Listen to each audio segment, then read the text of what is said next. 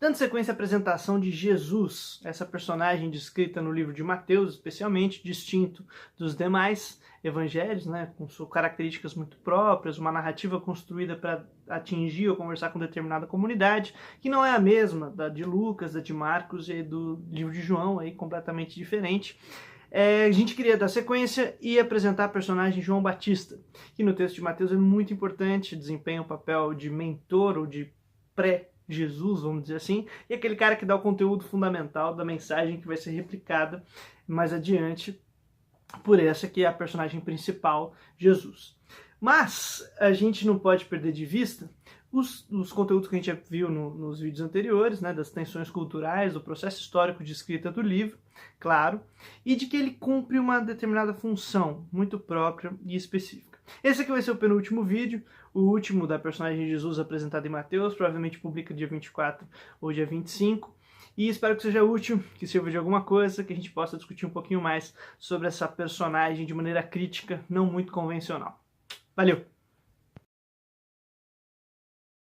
Vamos então levar a sério como é que essa personagem é construída pela narrativa do livro de Mateus. A gente não pode se esquecer que a comunidade de discípulos de Mateus está isolada de sua terra natal, são exilados, estão provavelmente na região da Síria, leem juntos ou conversam juntos sobre os textos que têm à mão e vão escrevendo uma nova narrativa, fazendo glosas, fazendo comentários, cada um contando um pouco de como que lembra das mensagens que ouviu, outros utilizando, lançando mão de textos antigos para confirmar aquilo que estão dizendo e criar a mensagem fundamental para essa comunidade, o que faz sentido para essa comunidade. Estão lá judeus cristãos, judeus não cristãos e cristãos que não são judeus, ou seja, cristãos gentios, cristãos estrangeiros. E essa diversidade precisa ser contemplada dentro do texto, então isso é bastante confuso, né? Eles estão fugindo de maneira política, né? São refugiados, porque houve uma rebelião em Jerusalém,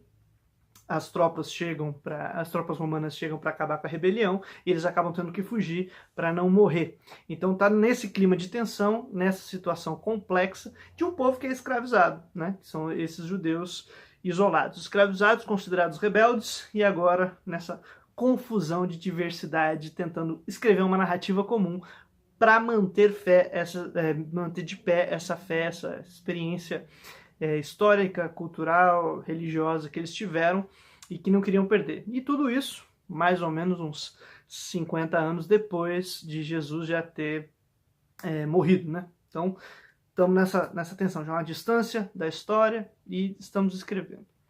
Quando isso acontece, eles falam então de João Batista, uma personagem muito importante, que ela vai dar o conteúdo fundamental para aquilo que Jesus vai dizer mais à frente. Né? A personagem central do texto de Jesus vai assumir a mensagem que João dizia. E qual era essa mensagem de João? De acordo com o texto, era a seguinte: arrependam-se porque o reino está próximo. A gente precisaria entender o que significa essa palavra arrependam-se para poder sacar qual o sentido desse texto e para quem ele está falando. Né?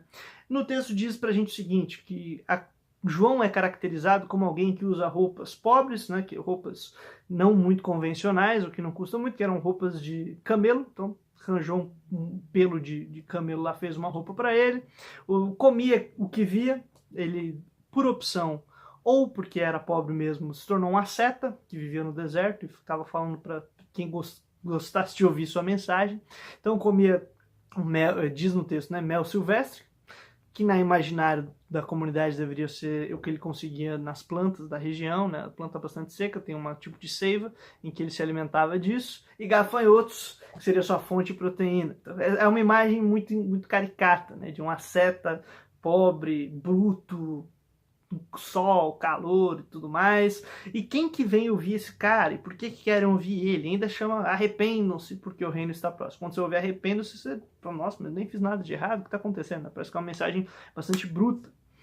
E isso fica mais evidente ainda quando ele conversa com os fariseus e mestres da lei, né, os saduceus também, que são algumas facções religiosas judaicas que ou eram revolucionários, que queriam tomar o poder, ou eram aqueles que se aproximavam dos mestres da lei que já estavam em poder, né, os caras que já estavam na elite local, a elite religiosa, quem compunha o grupo de elite religioso, Então, talvez esses grupos também, às vezes, iam ouvi-lo. E quando ele se refere a esses grupos, ele os chama de raça de víboras, né? Xinga eles, diz que eles são errados, que eles estão cheios de falhas e que eles não entendem qual seria a mensagem verdadeira e que eles deveriam se arrepender também. Então ele é um cara bastante bruto, é apresentado como uma personagem bastante caricata, bruta e isolado no deserto. E a pergunta seria, quem que vem ouvir ele, já que ele está isolado no deserto?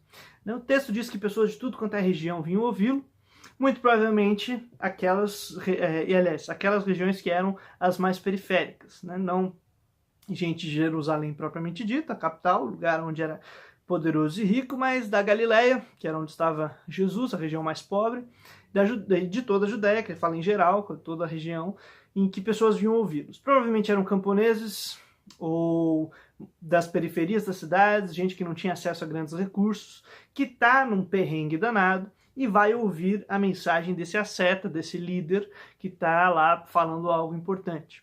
Mas se a mensagem fosse de violência, né, arrependam-se dessa bruteza toda, ninguém ouviria. Então qual que seria esse conteúdo? Bom, vamos avaliar o seguinte, essas pessoas pobres, que não têm grana, não têm acesso a recursos, provavelmente tinham que trabalhar não na própria terra para subsistência, mas na própria terra, um sítiozinho pequeno, e na de outros, e esses outros que dariam verdadeiramente subsistência, tinham que pagar altos impostos, então pouco sobrava para eles e para a própria família, né, daquilo que se produzia. Altos impostos tanto para os líderes da região, né, os governantes judeus, quanto do império que os controlava. Então é um povo escravizado, que tem que trabalhar muito, sobra muito pouco, alta carga de imposto, marginalizado. Bom, não dá. Como que essas pessoas pagavam as penitências ou cumpriam com os rituais de perdão dos pecados, né? Na verdade, a própria ideia de pecado nesse tempo não é uma questão religiosa meramente. Quando você fala de pecado, tem a ver com a quebra de leis sociais, né? Não tem essa dissociação entre um Estado e uma religião, ou cultura, religião, língua, tudo compõe uma coisa só. Quando uma pessoa falava eu sou judeu, refere-se não apenas à religião, mas à etnia, costumes que você tem, as leis que você segue, bom, isso válido para todos os demais traços culturais ou religiosos, né, todas as nações, os povos que você tem na região.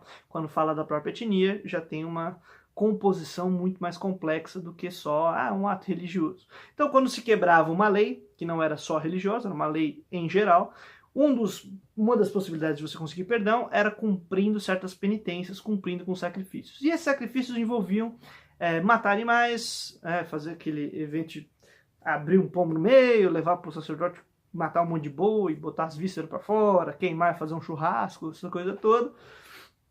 Entregar parte da produção, então, e sempre tendo que pagar algo, né? Eu tenho que ofertar algo. O problema é que se você já não tem quase nada, porque tudo vai ou para o Estado, ou para o Império, você tem uma baixa produtividade, está num lugar difícil, tudo mais, você tem que escolher, ou você come, ou você faz o sacrifício para pedir os perdões de pecados. Eram várias, a lista era gigante, o código legal é bastante complexo. Então, como que eu vou fazer isso? As pessoas não faziam. Então, pelo simples fato de serem marginalizadas e bastante pobres, elas automaticamente se tornavam pecadoras que não conseguiam pagar por suas penitências, por suas falhas morais e suas falhas legais, né? Então, não tem como pagar, porque ou eu como, ou eu pago, ou minha família subsiste, ou a gente pede perdão. Então os pecadores iam falar com João. E João fazia a grande sacada, né? Você se arrepende, eu te dou um banho e você está purificado, você está perdoado. E esse é o grande desafio que ele lança contra as lideranças locais, né? Então você não precisa ir lá no templo fazer o sacrifício. Vem até mim, arrependa-se, toma um banho e pronto, você está no nosso reino, o futuro reino que está próximo, que é o reino desse povo aqui.